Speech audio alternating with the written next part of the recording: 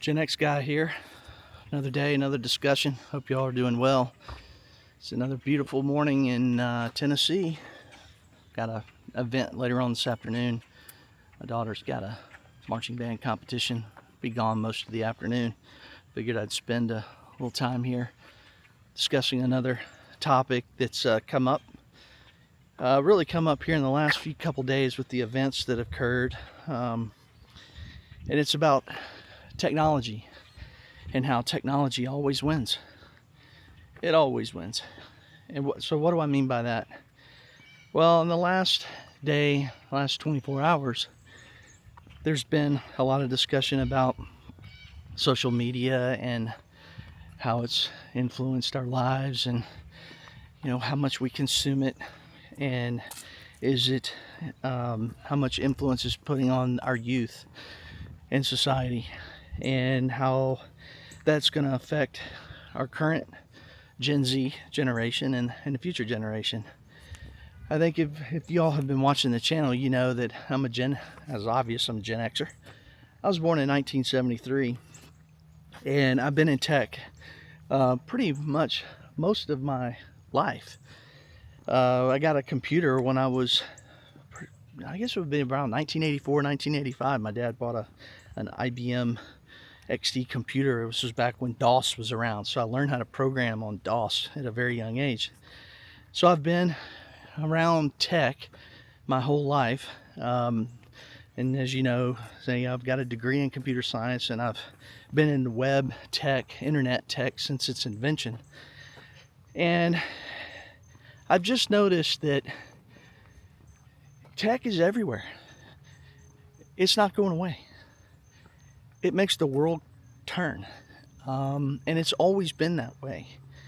And if you look back in history, going back in the 70s and 80s and the old days of computers and mainframes and cards, my dad used to tell me about back when I was doing computers, when I was going to Clemson, we inserted cards, and look at how far we've come in all these years. So we just look back and we break things down and we say, well, okay, how did we get here? How did we get here, and what are we going to do about it? I guess the short answer is, as far as what are we going to do about it, is I don't think we are going to do anything about it. As a society, we are addicted to tech, and it makes the world go round, especially our world in the society in the United States of America. We're the top country in the world, and you could argue that that's because of technology and our ability to advance technology at the rate that we do. So if you look back at some of the technologies, mainly at the turn of the century, the invention of the internet really was one of the biggest changes ever in tech. Besides putting man on the moon and rockets and sending rockets up in space and all of that, obviously that's great tech. But as far as technology that the masses use, the internet was huge. And I came into tech when the internet boom had just started, when we were on dial-up. I remember 14.4 dial-up, and we resisted the internet in the beginning. The government tried to regulate it. We don't need that. We don't need that technology. We don't need to have that in the hands of our population. Look where that got us. We ended up with it. Tech won. It wins every time. Then in about 2007, the iPhone came along. So the turn of the century. So the internet started in the late 90s, and then it matured for about a decade. And then the iPhone came out. So now we had the internet at the palm of our hands. And now at this time, we'd had the growth of the internet, and we had cell phone towers, and we were delivering the internet over cell phone towers. So now there wasn't a whole lot of resistance to having the iPhone, and that was like, oh wow, we've got this at our fingertips. There wasn't a lot of resistance for the internet, but the regulators lost. Tech won again. And then once we got the phones in our hands, then social media comes along. We start seeing the advent of Facebook. Then we start seeing Twitter. And then we start seeing Instagram. And we start seeing all these social platforms that start connecting society. And that's where things started really changing. And anybody who knows me, who's known me for a while, especially my family, they've heard me say that tech is going to be the death of us, I fear. I hope not. I don't want it to be, but I'm so connected to tech. I've been in it my whole life, and I see what it can do. I do this stuff for a living. I have for a long time. And social media has been the major catalyst. The things that we're going through as a society right now predominantly revolve around social media and the ability for the common person to connect instantly with information. If you look back in the day, even in the 90s, we had cell phones, but they were larger. There were more pocket phones, flip phones, bag phones in cars. We didn't have the power of processing power in our pockets that we do now. I mean, desktop computers in the 90s weren't even near as powerful as these computers we have in our pockets now. So things are just way different. And so the ability for the normal common person now, the everyday person, to be able to express themselves and connect with other people is really presenting a challenge to our society and how we deal with it. And it's gotten so commonplace now that I don't know how you're going to stop it. It's because tech has never lost the battle, ever. And so then we expand on that and we look at cars and GPS. I remember when GPS started getting into cars and screens started getting into cars, we rejected that. At first, that's a distraction. We don't need to have these in cars. Well, guess what? We've got them in cars. And not only do we have screens in cars, but we've got maps. Not only do we have mapping in our cars, but our phones are the ones delivering the maps to the cars. People are using their phones to get mapped, not so much the navigation built into the cars. We're getting text messages now on these screens. So once again, tech won. Then we start looking at, in 2009, the advent of cryptocurrencies, blockchain, and digital assets. When Satoshi Nakamoto invented Bitcoin, which was a response to the 2008-2009 financial collapse, was the reason why Bitcoin was invented and why it exists today and why it's become so popular. And so if you've kind of been in tune with the news around blockchain, crypto, and digital assets over the last, say, 5 years or so, the government, the previous administration, did everything it could to block cryptocurrencies and that technology. The fear of it overtaking the dollar, whatever the reason may be. And so, but as you'll notice, just in the past 6 months or so, a door has been opened. And now you're starting to see that technology being massively adopted. Once again, tech won. Is winning. And it always wins every single time. Name me one instance where tech didn't win the battle over advancement. It's never lost, and it will continue to win. So then we move on to autonomous cars and self-driving cars. So that's the next thing. And so there's been a lot of resistance around AI and technology driving cars, and should we be doing that? And we've seen cars with nobody driving them, and there's been resistance and lawsuits against it, and we shouldn't be doing that. And I get it, I see that, but slowly but surely the society starts to accept it. The technology improves, it gets better, it becomes more acceptable. What happens? Tech wins once again. And it will continue to win. Elon Musk, is running it in Austin, Texas right now. LA, it's all over LA. And pretty soon it's going to be in a city near you. And it's going to continue to grow. And then we look at another very controversial technology, biometrics and facial recognition is another one that's historically been one that people have not been comfortable with, but slowly but surely We're getting more and more of it with our driver's license. When we go to airports now, we go to TSA screenings, we're getting pictures of our faces. It's becoming more accepted every day that passes. And so once again, technology wins.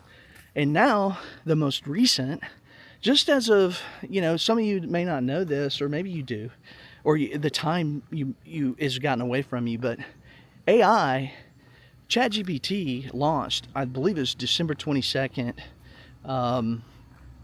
2022. So it hasn't even been 3 full years since AI had launched. And now you have Gemini, Google's AI product. You have Grok, which is Elon's AI product. You also have Claude, which is another product out there, and there's other AI technologies, different AI platforms coming up on the scenes, and it's just growing and growing. And heck, we're on ChatGPT 5 now. Google's on 2.5. Grok, I believe, is on, what's Grok on, 4 or 5. So it keeps the models just keep getting better and better and improving. And then pretty soon we're going to have robotics. Optimus, Elon's robot technology is about to hit the scenes. And I just remember just a year or two ago, there's been this talk about going to Mars, right? And Elon's leading the way with SpaceX, going to Mars. Okay, great, let's go to Mars. Let's figure that out. And the moon too, by the way. And we want to put a colony of our people on the moon. Okay, fine, great. So the talk has been, up until it was the last 6 months to a year, how are we going to get people to Mars and them come back alive? And the challenges that surround that. And that's a big challenge. Well, Elon came out within the last 6 months and said, we don't need that anymore.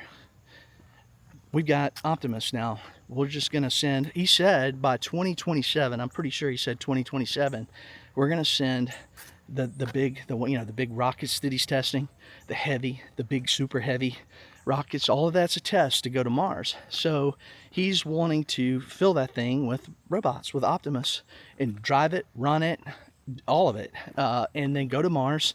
And if it doesn't work, we didn't lose any humans. We lost the robots, but we didn't lose the humans. And so that's a huge advancement. And so pretty soon you're going to be able to buy Optimus. And I've heard, it's probably going to cost about $30,000 to buy an Optimus.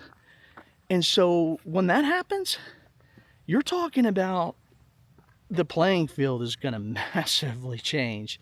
You're talking about restaurant industry adopting this, the fast food industry. If they can buy robots to do simple tasks and not hire hourly employees and get a better return on their dollar or on their costs, they can cut costs. That's what they're going to do. So again, tech wins. It wins every single time. And so as we go through these struggles as a nation, especially since the turn of the century, and even more so since 2020, when what occurred,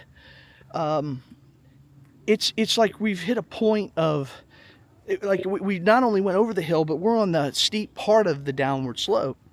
And so tech always wins, and I hope that some good can come out of it somehow. I mean, the tech has a lot of good in it. I mean, I've been tech. It has done great things for our nation, our society, but it also brings a lot of unintended consequences. And I'm in this field. I've done very, very well in tech. It has afforded me a wonderful career, and I'm so thankful for that. But I've also been very fearful of where this goes. And, I'm in the nuts and bolts of this stuff, have been for the past 30 plus years. And and I've seen it compound, and I hope for the best. And I just don't see, I think the majority of people in our mainly in our country, they're at a loss for words. And I don't know that there is an answer. And now with the AI coming on, wow, guys, I just, and it's not something that you just, people say, oh, you know, we just pull the plug. Yeah, it doesn't work like that. You don't just pull the plug. Once you get to critical mass with AI, which we're pretty much there on the edge, there's no just going and pulling a plug. It's too decentralized, and it starts to protect itself. And we can talk about the AI in another video. Just want to do this video this morning, and before I head out for the day, and talk to you about how technology always wins. It always does. And I would challenge you to, in the comments, if there's one area where technology has not won, let me know, because I genuinely am interested in what that might be, because I can't think of one, and I'm talking major tech here, not, you know, some fringe tech that just startup that just never got off the ground. So leave a like, subscribe to the channel if you hadn't already. New channel, it's getting some traction. I'm trying to be persistent. If you like it, let me know. If you want me to talk about something, you know, I've got a I can talk about pretty much anything, and so let me know. Be glad to share my thoughts about that. But yeah, hey guys, it's a beautiful weekend, at least here in the Southeast, or where I am in Tennessee. Enjoy the weekend, enjoy your family. You know, it's just, we don't do enough of that. We get so hung in tech, and it's a shame. I remember growing up when there wasn't tech, and I see now, so, you know, about a third of my life was without the tech, you know, at our fingertips, and I've spent most of it with. And I just wish we would kind of go back to our roots a little bit. But, you know, I hope all is well with you. And if you could, like, subscribe, leave a comment below. Have a good day. Gen X guy out. See ya. Bye.